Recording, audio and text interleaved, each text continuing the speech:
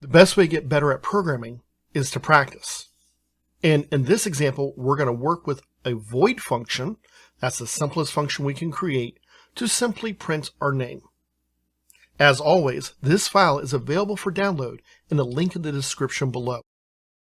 You can pause this video and then restart it to check your answer or in case you get stuck.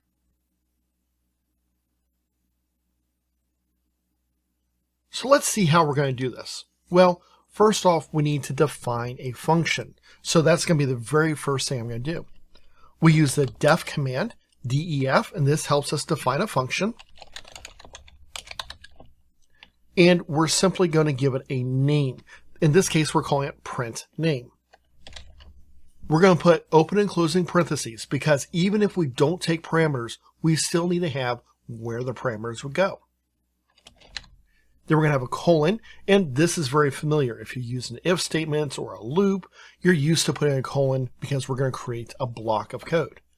And inside this block of code, we can put almost any other block of code. So in this example, we're simply going to call the print function, print, and then we'll print our name. Now, I'm using double quotes, of course. You're familiar with printing inside of Python. You can use single quotes, double quotes, etc. So that's literally everything we need to do to create a function. Def, our function name, place to put our parameters if we have any, colon, and then the function body. Now there's one more thing we need to do, and that is to call the function. When we call the function, we don't use def because we're not defining it.